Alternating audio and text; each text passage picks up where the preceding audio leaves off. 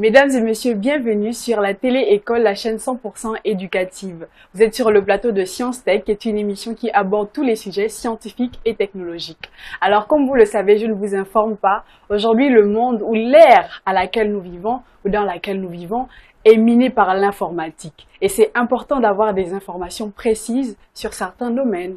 Alors, aujourd'hui, j'ai un monsieur qui va m'accompagner pendant tout le long de l'émission et il sera là pour nous guider parce que il n'y a pas que vous qui apprenez, il y a aussi moi qui apprends et lui-même aussi, je suis sûre qu'il apprend.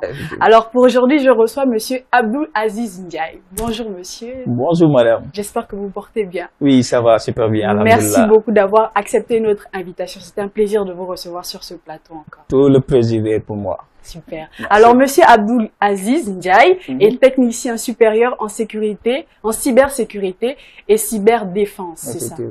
Super. Alors, son métier en dit long déjà sur la thématique qu'on va aborder aujourd'hui parce qu'aujourd'hui, on va parler de la cybersécurité face à l'actualité. Donc, on va essayer d'explorer la cybersécurité. Ça veut dire quoi concrètement pour que vous puissiez apprendre et que nous aussi sur le plateau on puisse apprendre.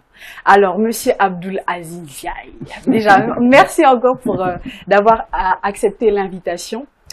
On va commencer par une question cruciale. Comme je le disais à l'avance, qu'est-ce que c'est que la cybersécurité? Parce qu'aujourd'hui, on entend beaucoup parler, mais on ne sait pas forcément ce que ça veut dire ou bien à quoi ça consiste. Est-ce que vous pouvez nous répondre? Ok. Bon, d'abord, laissez-moi vous remercier. Pour moi, c'est une opportunité d'être là. C'est une opportunité d'être là. Bon, comme vous l'avez dit, mon nom c'est Abdul Aziz Ndiaye. À la base, je suis ingénieur en réseau et télécom. Mais en parallèle, je suis technicien en cybersécurité et cyberdéfense. Bon, pour revenir un peu sur la thématique et répondre à votre question, la cybersécurité, d'une manière très simple, c'est l'ensemble des processus mis en place pour vraiment sécuriser un système d'information. Parce que toute entreprise dispose d'un système d'information. Et qui dit système d'information dit données. Donc, on peut dire que la cybersécurité, c'est l'ensemble des process mis en place pour protéger vraiment le système d'information. D'accord. Donc, si on parle de protection, c'est qu'à la base, on a pu remarquer des attaques. Effectivement. Alors, quels sont les types d'attaques que certains systèmes ont pu recevoir qui ont poussé des génies à penser à ce qu'il faut avoir une sécurité pour ça? C'est quoi ces types d'attaques-là? Oui, bon, à l'ère actuelle, qui parle de données, dit forcément la sécurité. Et qui parle de sécurité, cela veut dire qu'il y a des menaces. Oui. D'abord, ce qu'il faut comprendre, c'est quoi une menace? C'est ça. Voilà. Maintenant, une menace, c'est tout événement, en informatique, une menace, c'est tout événement capable d'endommager un système d'information ou bien d'engendrer sa perturbation. C'est ça qu'on définit comme une menace. Maintenant, il y a différents types de menaces. Parmi les menaces, bon, on va en énumérer un peu. On peut vous énumérer le phishing, qui est trop fréquent de nos jours. Le phishing, c'est quoi? Le phishing, cela veut dire que, voilà, le malfaiteur va essayer de se prendre pour une entité légitime, voilà, afin de soutirer des informations à la cible, des informations qui peuvent être personnelles ou bien des informations sensibles. Voilà. Donc, voilà. C'est la raison pour laquelle on dit des fois ne pas cliquer sur des liens. Parce que sur ces liens-là, par exemple, je peux imiter l'email de téléécole et dire que voilà, téléécole, et ensuite je vous envoie ça en mettant sur mon mail et je vous l'envoie. Je vous dis que oui, madame, voilà, c'est téléécole ou bien quelque chose du genre. Et vous allez cliquer sur le lien en croyant que c'est la téléécole. Et à partir de là, je pourrais récupérer des informations. S'il vous demande votre nom, votre login et quoi ça, je pourrais les récupérer en retour. Ça, c'est le phishing. C'est une technologie de type d'attaque. Et à part le phishing, toujours, on peut énumérer le malware. Le malware. Oui, le malware. Le malware, en fait, ce sont des programmes que les malfaiteurs programment et qui peuvent endommager des systèmes d'information. Voilà. Parmi les malwares, il y a les vers. Il y a les vers. C'est toujours des termes vraiment, voilà. C'est toujours des termes de la cybersécurité. Mais tout ça on les surnomme des malwares. Tout ce qui est vert, trojan, tout ça, ce sont des malwares. Il faut comprendre que les malwares égale logiciel capable d'endommager un système d'information ou bien un système d'exploitation. Ça, les malwares. Et toujours, pour ne pas tout citer, on peut citer ce qui est toujours fréquent, l'ingénierie sociale. L'ingénierie sociale est trop fréquente de nos jours. Des fois, vous voyez les vidéos des gens qui fuient ou bien quelque chose de ça. Ça, c'est de l'ingénierie sociale. Voilà, c'est une technique, c'est une tentative psychologique, je peux dire, psychologique, qui consiste à, voilà, à inciter la personne à publier ses informations personnelles. Voilà, pour ne pas tout énumérer, on peut se limiter juste, voilà, à ces types de menaces. Voilà. Mais il y en a beaucoup, il y en a plusieurs même. Je vois. C'est assez inquiétant parce qu'aujourd'hui, comme vous le savez, on est à l'ère du numérique. Effectivement. Et il y a beaucoup d'entreprises, beaucoup de personnes, même sur les réseaux, qui se font pirater, qui subissent vraiment beaucoup de menaces. Et c'est pas évident. Effectivement. Alors maintenant, pour aider ces différentes entreprises ou personnes là, quels sont les signes révélateurs qu'il y a une tentative de piratage ou bien une tentative je sais pas, de menace de cyberattaque ou voilà. Effectivement. Voilà. Comment on arrive à avoir ces signes-là? Et aussi, comment on peut s'en protéger? Effectivement.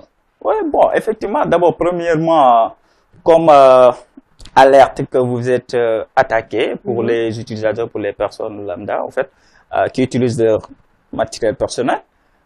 Des fois, vous pouvez apercevoir, surtout sur les comptes, vous pouvez apercevoir qu'il y a des comment dirais-je, des tentatives de, comment je peux le dire encore. Des fois, vous vous loguez, il y a des gens qui se loguent sur vos sessions, sur vos comptes. Il y a des gens qui se connectent plutôt, voilà le bon mot. Il y a des gens qui se connectent sur vos comptes de manière inhabituelle. Voilà, alors que vous n'avez pas le contrôle de ça. C'est-à-dire qu'il y a des personnes derrière qui ont pu voler vos identités et qui se connectent sur vos comptes. Vous voyez des logins qui ne sont pas normaux. Et ça, ce sont des signes révélateurs. Mais d'autre part aussi, si vous utilisez des systèmes, vous voyez que, par exemple, votre système se comporte d'une manière pas normale du tout. Voilà, d'inhabituelle. Ça peut être aussi, comme signe de révélateur, une consommation importante, par exemple, des données. Oui, si vous utilisez des données, surtout sur votre téléphone, des fois, vous téléchargez des virus, alors que les virus, derrière, il y a des gens qui le contrôlent. Vous voyez que votre téléphone surchauffe, il y a beaucoup de consommation de données. Des fois, vous voyez que votre lumière Face ID s'allume ou bien quelque chose du genre. Parce que si on contrôle ton téléphone, je peux avoir l'accès à ton caméra. Voilà. Frontal de même que derrière, genre je peux tout contrôler sur toi. Quand je discute avec vous, souvent, je me pose la question, mais c'est quoi réellement le but de ces personnes-là qui viennent pour pirater? Je me pose la question parce que c'est assez bizarre. Pourquoi une personne voudrait avoir le contrôle de ton téléphone, par exemple, à toi? Le contrôle de téléphone. Bon, effectivement, bon, après on va revenir sur la question du président. Je vais répondre à ça. Donc, bon, comment dire, les objectifs sont différents. Par exemple, il y a des gens qui le font juste pour montrer que, par exemple, ils sont forts. Il y a il y a d'autres qu'on appelle en cybersécurité des script kiddies. C'est-à-dire qu'eux, ils vont sur YouTube, ils voient des techniques, et eux, ils viennent, ils les appliquent. Mais ils savent bien derrière ce qui se passe. On les appelle des script kiddies. Il y en a des cyberactivistes, eux, ils font ça. C'est-à-dire qu'il y a un gouvernement derrière qui les a engagés. Par exemple, voilà, Madame Ferloria, c'est une grande personnalité. Vous voulez le hacker et tout, savoir ce qu'elle fait et tout. Voilà, il y a des gouvernements derrière lui.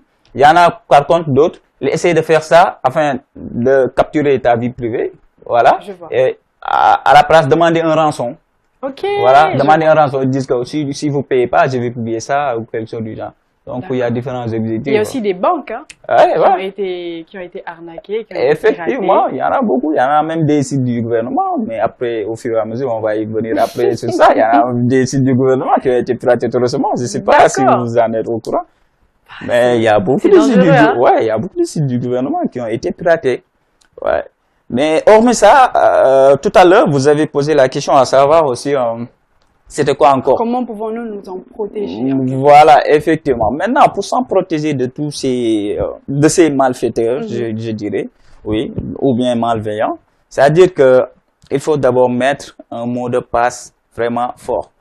Merci pour le mot de passe. Ouais. C'est important de mettre un mot de passe, mais comment choisir son mot de passe? Parce que ça, même moi, j'ai déjà été confrontée à cette situation où je suis devant une situation où je dois mettre un nouveau mot de passe et je mets juste mon prénom ou bien juste le numéro de ma date de naissance. Mais est-ce que c'est pas plus facile d'être arnaqué quand on met ces trucs comme prénom, date de naissance, des choses qui sont assez évidentes? Est-ce qu'il y a un mode pour mettre bien le mot de passe de telle sorte que personne ne peut y accéder? Oui, bon, je ne dirais pas personne ne peut y accéder, mais pour y accéder, ça sera difficile parce que la sécurité à 100% n'existe pas. D'accord. Ça, tous les ingénieurs en cybersécurité se sont tombés d'accord sur ça pour une fois. C'est-à-dire qu'il n'y a pas une sécurité à 100%. Mais comme condition qu'on peut donner pour avoir un mot de passe vraiment fort, d'abord, il faudra au moins 12 caractères. 12 caractères. 12 caractères. Voilà. Vous allez me dire que ça sera difficile à retenir et tout. Raison pour laquelle la plupart des gens, ils vont mettre la date de naissance et tout. Mais ça, des fois, c'est facile à deviner. Oui. D'abord, avant de faire une attaque sur la personne, les gens font ce qu'on appelle de l'OSINT. Quand on parle de l'OSINT, c'est de l'intelligence, c'est le fait, au fait, par exemple, tu as le nom du personne, d'aller voir ce qu'elle fait, même savoir le café qu'elle boit le matin et tout de la personne avant de pouvoir l'attaquer. Les gens font ça. Donc, ils font de l'OSINT d'abord avant d'attaquer la personne. Vous voyez? Donc, les mots de passe. D'abord, avoir au moins 12 caractères. Ça, on peut dire que c'est pour la longueur. Mais à part ça, il y a la complexité. Il y a la complexité. Donc, quand je parle de complexité, je ne parle pas de votre prénom ou de votre date de naissance. C'est-à-dire mettre des lettres, des alphanumériques, voilà, des caractères spéciaux, des arrobases, des consorts, voilà, des dièses, voilà, des espaces et tout ce qu'il faut pour que vraiment ça soit complexe. Voilà. Donc, il faut vraiment ça pour vraiment avoir un mot de passe fort et voilà, et surtout éviter voilà les suites de chiffres 1 2 3 ABC ou bien faire le RIA seulement 1 2 3. Ça c'est facile à dire. Beaucoup de personnes vont écouter ce conseil parce que c'est assez compliqué de choisir un mot de passe. Mais comme l'expert vient de le dire, 12 lettres et essayer d'avoir une diversité de caractères dedans, des lettres, des chiffres. Tout, espace, apostrophe, tout ce qu'on peut avoir, mais essayer de rendre le mot de passe un peu plus diversifié. Effectivement. Donc revenons sur les mesures. Je pense que le mot de passe était l'une des mesures à avoir effectivement. Pour se protéger. Il y a d'autres choses. Oui, effectivement. D'abord, à part les mesures, c'est-à-dire que avoir l'esprit sceptique, surtout concernant les emails que nous recevons. D'accord. Voilà. Donc, d'abord, c'est le premier point que les cyberattaquants exploitent. Hein. C'est-à-dire vous avez un email. Parce que vous savez, même votre site internet, n'est-ce pas? Vous avez un site internet Téléécole. Voilà, même votre site internet, on peut le cloner. On peut cloner le site. C'est comme si c'est le site de Téléécole. Maintenant, j'envoie le lien à une personne tierce. Il clique sur le lien, il entre dans le site, en croyant qu'il est dans le site de Téléécole. Voilà. Et sur la plateforme de Téléécole, par exemple, il y a un formulaire qui demande son date de naissance ou bien son nom, quelque chose du genre, ou bien s'il y a lieu de faire des transactions, ou bien quelque chose du genre, je donne des exemples comme ça, voilà, et ils mettent sa carte bancaire, ou bien quelque chose du genre. Derrière tout ça, je le vois, parce que c'est moi qui ai cloné le site. Vous voyez, c'est ce que font les cyberattaquants. Voilà, ils récupèrent tout ça. Donc, avoir l'esprit sceptique sur les emails inattendus, c'est-à-dire que de vérifier bien la source. Très bien vérifier la source. Est-ce que vous attendez ce mail? Qui a envoyé ce mail? Tout vérifier le mail. Parce qu'en général, ça, c'est facile à vérifier. Les adresses, les emails qu'ils vous envoient et que ce sont des emails frauduleux. C'est facile parce qu'ils ont des caractères bizarres ou bien des fois, ils commettent des erreurs. C'est facile à deviner. Donc, il faut être sceptique sur les emails. L'autre point en est que, l'autre point, c'est au fait, d'être toujours vigilant sur les sites que nous visitons. Par exemple, pour avoir la certitude que ce site est sécurisé, il y a l'initiale HTTP. Des fois, vous le voyez, non? Il y a HTTP et il y a HTTPS. Maintenant, HTTPS, c'est le protocole sécurisé. Par contre, le HTTP n'est pas sécurisé. Voilà, c'est libre d'accès. Maintenant, il faut vérifier, est-ce que le site, il y a le HTTPS, le S. Il faut insister sur ça, le S. Voilà, cela veut dire que c'est sécurisé. Et vous pouvez avoir, voilà, premièrement, confiance sur ce site pour pouvoir y accéder.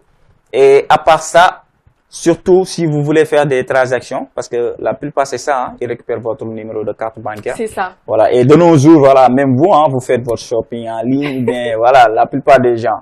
Donc, après avoir vérifié que ce site est sécurisé, l'autre point est d'aller sur les avis.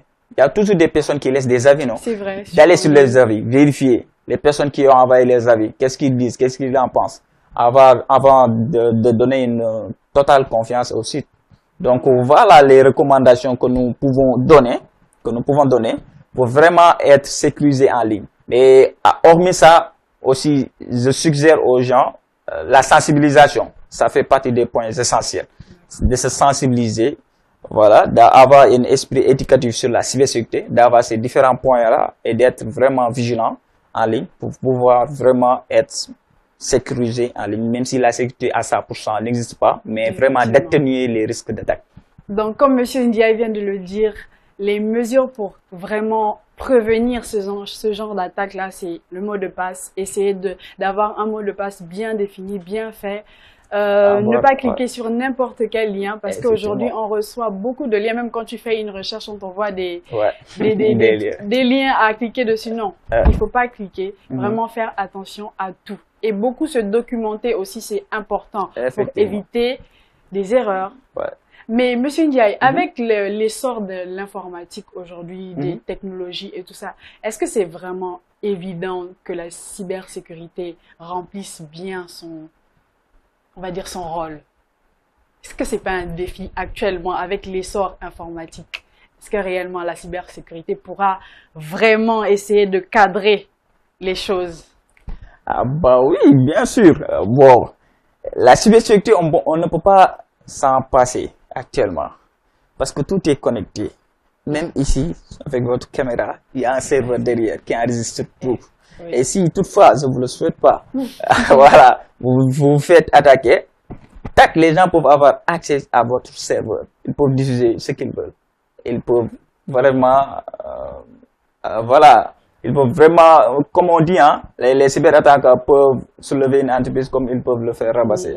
Maintenant, si on attaque votre serveur et qu'on diffuse des choses vraiment, voilà, pas souhaitables, ça agente votre réputation et ça peut faire tomber l'entreprise. Vous voyez? Donc, tout ça là, il y a des techniques à mettre derrière pour s'en protéger. Donc, c'est là que la cybersécurité entre en jeu, parce que c'est incontournable, que ce soit au Sénégal ou partout dans le monde. Même les gens ont compris cela, hein, et ils ont intégré l'intelligence artificielle. Et l'intelligence artificielle va rendre beaucoup plus facile tout ce qui est sécurité. Parce que vous savez, les entreprises, eux, avant d'avoir accès, si par exemple pour avoir accès à l'internet ou bien si vous voulez accéder à leurs ressources, ils mettent ce qu'on appelle un firewall. Un firewall, ce n'est tout simplement qu'un pare-feu. Un pare-feu qui filtre les trafics. Voir est-ce que ça, on doit le laisser passer ou pas. Ils reçoivent des directives, par exemple, ils disent que voilà, ce trafic ne doit pas passer ou bien ce trafic doit passer. Tout ça là, il y a de l'intelligence artificielle derrière. Il y a de l'intelligence artificielle derrière et tout ça, ça permet de faciliter la sécurité. Donc, juste pour vous dire que la cybersécurité, elle est incontournable. Parce que quand on parle de données, forcément, on parle de la sécurité. Et quand on parle de la sécurité, on fait référence à la cybersécurité. D'accord. Voilà. Donc, selon vous, plus l'informatique, plus les technologies avancent, plus aussi la cybersécurité se parfait. Oui. Pour sécuriser. Oui, gagne sa place. Plus la cybersécurité gagne sa place. Parce qu'elle est incontournable. Parce que quand on parle de disponibilité, confidentialité et l'intégrité, ça, ce sont les grands points phares de la cybersécurité. Et voilà, ici, quand on parle de disponibilité, c'est-à-dire que vous voulez une ressource, c'est une émission que vous avez enregistrée il y a, par exemple, en 2017. Vous voulez ça, vous demandez, tac, votre serveur, il vous le donne. C'est la disponibilité. La cybersécurité gère ça. La confidentialité, est-ce que Abdou Aziz est autorisé à venir ici? Il est autorisé, la confidentialité, on le laisse passer. Tout ça, c'est la cybersécurité qui gère. Voilà. Et quoi encore? J'ai parlé de l'intégrité. L'intégrité, c'est tout ce qui est mot de passe fort et consort. Voilà. Donc, la cybersécurité est incontournable, madame. D'accord. Monsieur Ndiaye, j'ai vu que vous êtes assez passionné de ça. Ah ouais. Mais d'où vient cette passion-là? Parce que je suis sûre que vous avez fait des études d'informatique et tout ça, mais d'où vient cette passion? Pourquoi vous décidez de rester dans ce domaine-là précis? Ouais, comme je vous ai dit tantôt, hein, quand je me présentais, moi, en fait, là-bas, j'ai fait réseau et télécommunication. Mais c'est après que je me suis tourné vers la cybersécurité parce que j'ai participé dans pas mal de groupes. Et il y a des mentors, hein, il y en a beaucoup. Il y a des mentors qui m'ont poussé surtout. Parce que quand on fait de réseau et télécommunication, on touche un peu à la sécurité, à la cybersécurité. Mais c'est pas, on va pas toucher la chose globale, mais on y touche un peu. Voilà. J'avais un professeur vraiment, que j'admirais beaucoup même. Voilà, il nous donnait les choses, vraiment, il nous indiquait, il nous sensibilisait et tout, et nous montrait vraiment ce qu'il faut savoir et voilà, comment se comporter en ligne et tout. C'est là-bas que la passion est née. Et après, je me suis dit que dès que je termine, je vais sillonner ce parcours-là, la cybersécurité, et j'ai pas regretté, vraiment, parce que après, je me suis orienté là-dedans et vraiment, à partir de là, voilà, j'ai participé dans pas mal de groupes et actuellement même, comme je vous ai dit tantôt, hein, je suis le cyberministre pour une communauté, le cyberministre de la sensibilisation et de la formation. La communauté s'appelle Communauté Route SN. Bon, nous prônons sur tout ce qui est résilience sécuritaire, c'est-à-dire nous prônons pour une cyberespace sécurisé. Oui. Donc, je dirige le pôle sensibilisation et formation. Donc voilà, donc pour vous dire que c'est une passion et voilà, donc j'ai pris l'initiative de diriger ce pôle-là, comme toujours pour répondre à votre question, parce que c'est une passion et ça me passionne de partager le peu que j'ai et ça me permet aussi d'avoir des retours, d'agrandir mon background parce que personne ne sait rien. C'est une partage, donc voilà, quand tu donnes, tu reçois, comme on dit. Donc voilà, c'est ça. Ça me fait vraiment du bien de voir qu'il y a encore des gens, et je pense que ça augmente de jour en jour, des personnes qui sont passionnées par tout ce qui est technologie, avancement et tout ça, et j'aime beaucoup. Mais revenons à l'actualité du Sénégal. Aujourd'hui, en Afrique, les technologies sont aussi en train d'évoluer, comme dans les parties occidentales et tout ça. Mais est-ce que réellement vous pensez, parce que vous avez dit que vous êtes là pour sensibiliser les jeunes. Aujourd'hui, les jeunes utilisent beaucoup les technologies, mais est-ce que vous pensez qu'ils ont vraiment conscience du fait qu'ils doivent se protéger? Non, ils ne savent pas. C'est-à-dire que c'est l'ignorance, ils ne savent pas. C'est juste ça, ils ne savent pas. La plupart des gens utilisent les téléphones, mais ils ne savent pas comment l'utiliser. Et ça, c'est le danger. Parce qu'aujourd'hui, on voit beaucoup de choses, des diffusions de vidéos et tout ça, et on se rend compte que ce sont des piratages, des attaques que les jeunes ont eues, mais ils ne savent pas forcément comment ils sont tombés là-dedans, ils savent même pas où ils ont ouvert la porte pour que ces personnes-là entrent, ils savent rien. Mais comment vous faites en tant que personne qui sensibilise ces jeunes-là au niveau de la cybersécurité? Comment vous faites pour atteindre cette jeunesse? Parce qu'aujourd'hui, au Sénégal, il y a encore beaucoup de non-dits, beaucoup de choses que les personnes ne connaissent pas. Si, effectivement. Bon, c'est le but de notre communauté, la communauté Route SN. Nous prenons vraiment pour un cyberespace sécurisé. Et qui parle de cyberespace, c'est-à-dire qui parle de cyberespace, parle de sensibilisation. Et parmi même mes programmes qu'on a développés, il y a le programme qui s'appelle Ma Cyberécole. Ma Cyberécole, c'est quoi? Ma Cyberécole, en fait, c'est d'aller dans les établissements, essayer de sensibiliser nos jeunes frères sur l'utilisation des nouvelles technologies. Comment se comporter sur Internet? Parce que ça, c'est important. Ah, ça, vraiment, j'aimerais que vous insistiez sur ça. Comment se comporter sur les réseaux? Effectivement. Donc, on est en partenariat avec pas mal d'établissements. Voilà. Nous, tout récemment, nous avons commencé ça avec du KO Saint-Michel. Voilà. Vraiment, ils ont même, à l'issue de cette formation, ils ont même eu la certification sur l'initialisation à la cybersécurité. Voilà. On les a assistés et tout. C'était un événement vraiment exceptionnel. Vraiment, c'est ça. Nous les sensibilisons sur l'utilisation de les nouvelles technologies, mais aussi sur comment se comporter sur l'Internet. Je pense que s'ils savent ça, il y aura moins de risques. Donc, c'est ça, au fait, notre objectif. L'objectif de la communauté, c'est ça. Il faut savoir comment se comporter sur Internet. Ne pas cliquer sur n'importe quel lien. Rester vigilant. comme tout à l'heure, ce que vous dites sur le partage des vidéos, tout ça, je l'ai énuméré tantôt, hein, c'est l'ingénierie sociale, c'est l'atteinte psychologique hein, de la personne pour le faire des choses qu'il ne veut pas faire, c'est-à-dire partager ses vidéos ou bien partager ses données sensibles. Tout ça, ce sont des techniques vraiment très pratiques parce que les gens, ils sont forts, ils sont très forts. Mais vu que vous êtes là sur le plateau, il faut nous détailler les étapes là pour suivre aussi. Ah bah oui. Bon, je l'ai énuméré, hein. Je l'ai énuméré comme l'ingénierie sociale, qui est une tentative, en fait, psychologique, afin de faire ce que la personne ne veut pas faire, de le faire partager ses vidéos ou bien de le faire partager ses informations sensibles. Ça, c'est une type d'attaque.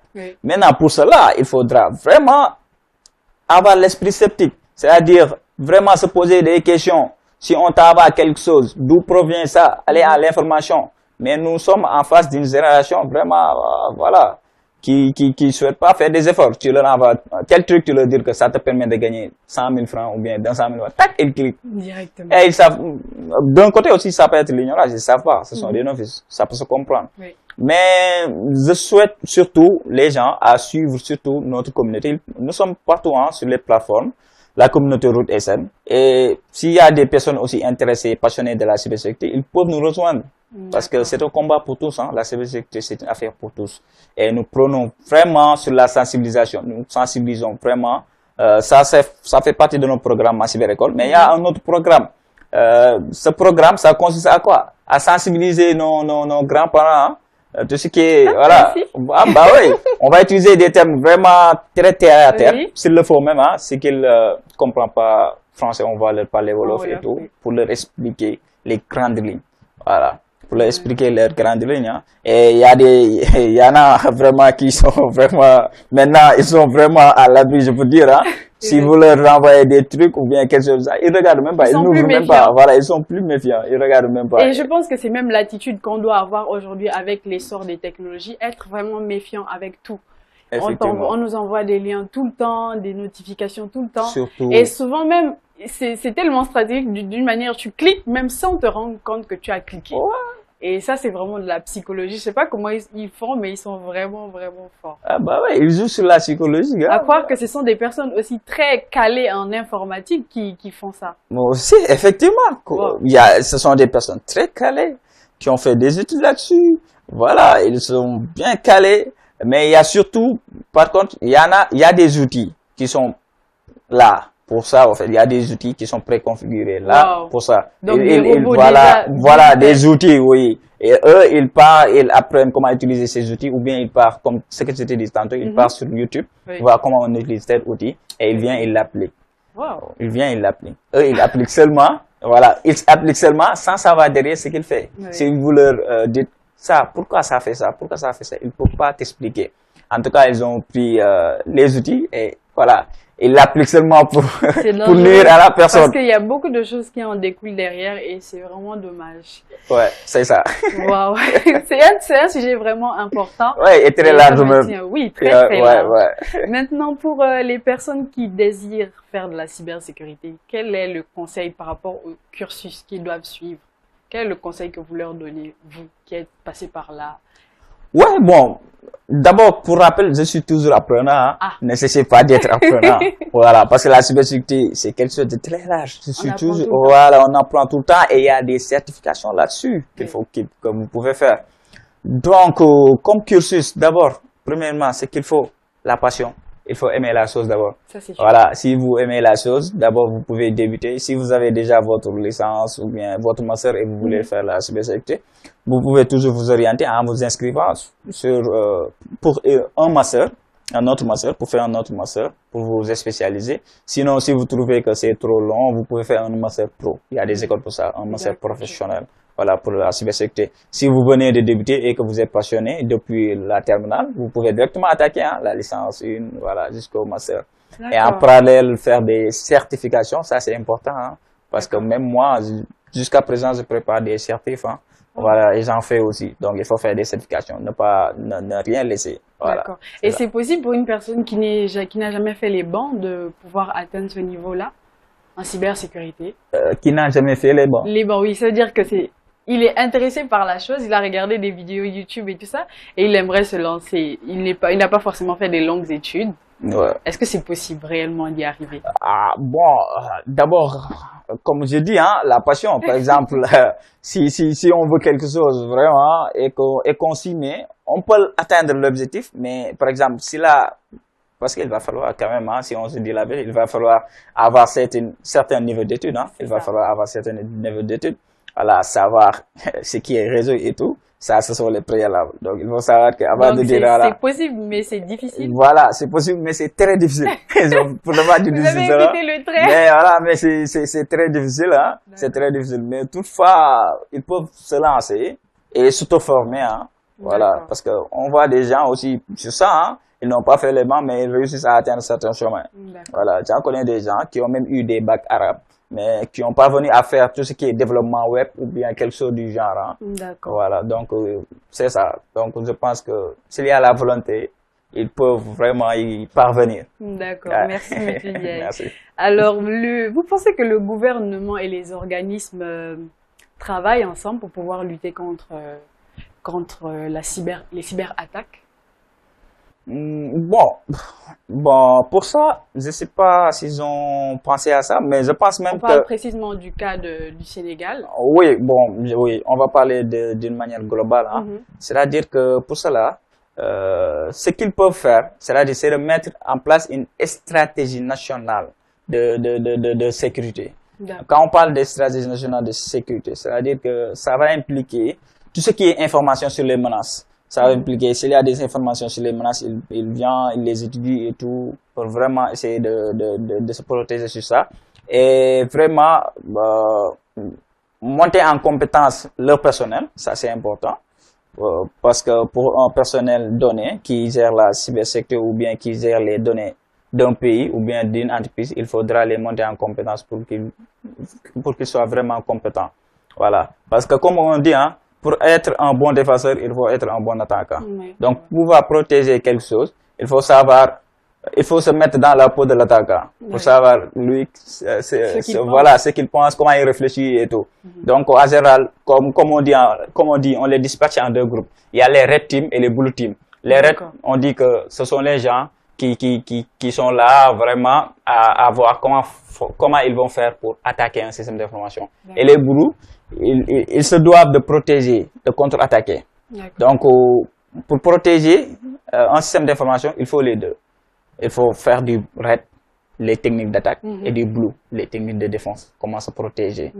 Donc, c'est ça. Donc, le gouvernement, c'est-à-dire que pour pouvoir vraiment travailler en collaboration pour minimiser les risques de cyberattaque, c'est de mettre en place une stratégie nationale de cybersécurité qui va impliquer tout ce qui est information sur les menaces, de monter en compétence ces personnels, mais aussi des formations aussi, de donner des formations.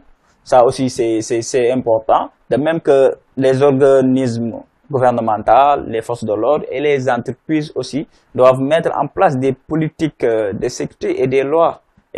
Ça c'est important. Et tout ça, ça va viser pour une résilience de la pour une résilience sécuritaire pour un continent donné ou bien pour une entreprise. Ça c'est important. Merci beaucoup pour la réponse qui est assez claire. J'espère que le gouvernement saura mettre en place les bonnes solutions parce qu'il y a beaucoup d'entreprises, beaucoup de personnes qui vivent de toutes ces attaques-là. Et quelle est l'attitude, par exemple, moi, aujourd'hui, il y a beaucoup de personnes qui se sont fait pirater leur compte Facebook. Récemment, j'ai même écouté qu'on pouvait pirater un compte WhatsApp, je ne savais pas. Mais quelle est l'attitude à avoir lorsqu'on me pirate mon compte? Est-ce que je dois juste créer un autre ou bien il y a une attitude à avoir après ça? Oui, bon, si toutefois je le souhaite pas, vous faites pirater par exemple sur votre compte Facebook, déjà ce qu'il faut faire, le gars il a accès à ton compte. Maintenant, si vous le remarquez plus vite, tu pourras te sauver. Vous pouvez vous connecter, c'est-à-dire que si l'attaquant utilise tes logins présents et ton mot de passe et se connecte et met des images ou quelque chose du genre et que tu t'en rends compte plus vite. Tu rentres dans ton compte et tu changes au plus vite le mot de passe. Ok. Voilà. Donc, c'est la première chose à faire. Voilà, c'est la première réflexion. Changer au plus vite ton mot de passe. Okay. Parce que lui, il a accès à ton compte. Il a utilisé ton même mot de passe. Oui. Toi aussi, tu as accès à ton compte. C'est le même mot de passe. Vite fait, tu changes les politiques de sécurité. Tu changes le mot de passe. D'accord.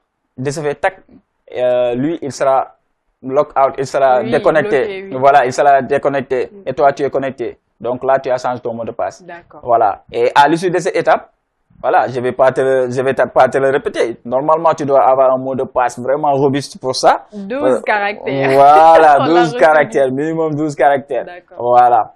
Ça, ce sont les premières étapes. Hein. Si toutefois, voilà, vous n'avez plus accès à ton compte, là, vraiment, voilà, là, vraiment, c'est perdu d'avance. Maintenant, prions que vous n'avez pas mis quelque chose de vraiment sensible sur votre compte ou bien quelque chose du genre.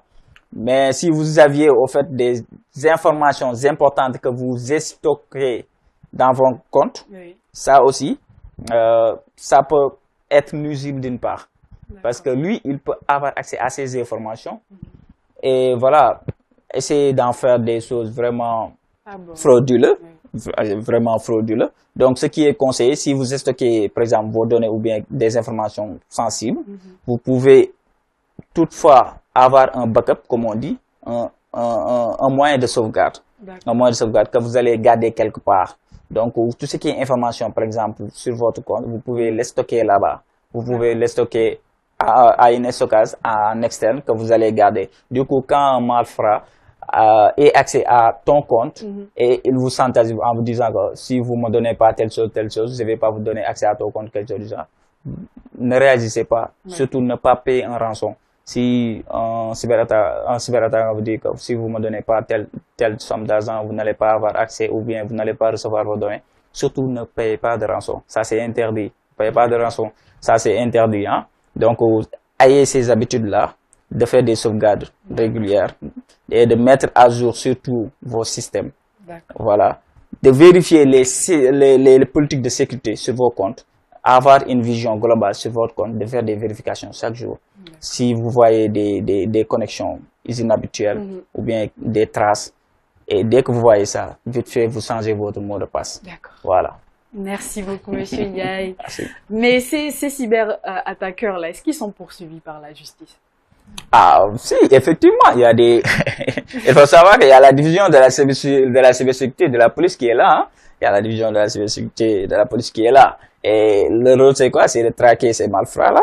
Voilà. Dès que vous faites, ou bien dès que vous attaquez un ordinateur d'une personne, on a la possibilité de traquer la personne hein, via son adresse. Quand on parle d'adresse, en réseau, on parle d'adresse IP. Hein, parce que chaque matériel a une adresse qui lui est allouée. Et à travers ces adresses, eux, ils utilisent les outils pour vraiment traquer à qui appartient cette adresse-là. Il va leur donner le nom de la machine. Voilà. Prions que, par exemple, il met son nom sur la partie nom de la machine. Là, c'est plus facile. Hein? Ils peuvent vraiment le détecter plus vite. Donc, les gens sont là pour vraiment traquer les gens. Mais eux aussi, ils ne se laissent pas faire. Ah oui, ils sont très prudents. Ouais, ils sont très prudents et très malins aussi. Hein? Parce que derrière, ils peuvent utiliser ce qu'on appelle un VPN. Vous savez, tout récemment, avec l'histoire, quand on a bloqué les données mobiles. Et j'ai utilisé ce qu'on appelle les VPN. Voilà, Virtual Private Network, hein? Réseau privé virtuel. C'est vrai. Voilà. Quand tu l'utilises, par exemple, ils peuvent dire que vous êtes ici alors que vous êtes en France. Donc, ça aussi, les cyberattaquants l'utilisent beaucoup. Mais toujours, il y a des moyens de contourner ça. Hein? Donc, c'est la technologie. Voilà, toujours, il y a des moyens de contourner ça. Donc, ne croyez pas que vous êtes... voilà. Ne croyez pas, voilà, vous êtes à l'abri. Les gens vous attaquent et ils vont vous retrouver. Faites attention à vous. Alors, nous sommes au terme de l'émission. Quel est on va dire, le mot de fin que vous avez à donner aux entreprises, aux individus comme nous, pour pouvoir vraiment bien se protéger? Vraiment le dernier mot de fin que vous avez. Ok. Bon, comme mot de fin, je vais insister sur les personnes, de même que les entreprises, à miser sur la sensibilisation. Parce que c'est le moyen faible, en fait. Donc, il faut, surtout les entreprises, organiser des campagnes de sensibilisation pour sensibiliser les employés. Voilà, surtout. Parce que, des fois, dans les entreprises, eux, ils croient que les informations, en général, ils le considèrent comme des génies. Par exemple, des fois, ils ont un problème sur leur machine. Tu viens, voilà, tu touches une touche, voilà, ils disent, wow, comment tu as fait et tout. Voilà, ils s'émerveillent et tout, alors que ce n'est rien du tout. Ils refusent de faire des efforts. Donc, ces personnes-là, il faudra les sensibiliser. Il faut sensibiliser ces personnels sur l'utilisation des technologies d'abord, mais aussi sur la vigilance. Quand vous vous sensibilisez le maillon faible, je crois que les risques de cyberattaque peuvent être vraiment diminués.